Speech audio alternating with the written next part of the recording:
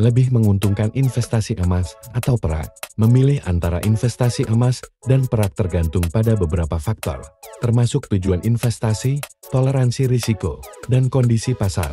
Berikut beberapa pertimbangan penting antara keduanya. 1. Nilai dan likuiditas, atau pencairan menjadi uang. Emas memiliki nilai lebih tinggi dan lebih stabil dibandingkan perak. Karena itu, emas lebih likuid, mudah dijual kembali dan dianggap sebagai safe haven atau tempat aman di saat ketidakpastian ekonomi. Perak cenderung lebih murah dibanding emas, tetapi lebih fluktuatif harganya atau turun dan naiknya lebih tinggi. Ini karena perak memiliki permintaan industri yang tinggi, sehingga harganya lebih dipengaruhi oleh kondisi ekonomi global. 2. Volatilitas harga, atau turun dan naiknya harga. Harga emas relatif stabil dan tidak terlalu fluktuatif dibandingkan perak. Emas cenderung naik nilainya saat terjadi inflasi atau ketidakpastian ekonomi. Perak memiliki volatilitas lebih tinggi, sehingga potensi keuntungan atau kerugiannya lebih besar dalam jangka pendek.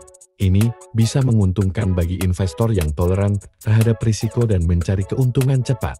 3. Potensi pertumbuhan di masa depan. Emas dikenal memiliki daya tahan terhadap inflasi dan sering digunakan sebagai lindung nilai atau hedge saat nilai mata uang menurun. Perak memiliki potensi pertumbuhan yang kuat dan tinggi karena permintaan industri yang tinggi, terutama di sektor teknologi, misalnya dalam pembuatan perangkat elektronik dan panel surya. Hal ini bisa membuat perak menarik untuk jangka panjang seiring perkembangan teknologi hijau. 4. Diversifikasi atau memvariasikan aset. Emas umumnya digunakan sebagai cara untuk mendiversifikasi portofolio dan menjaga nilai aset.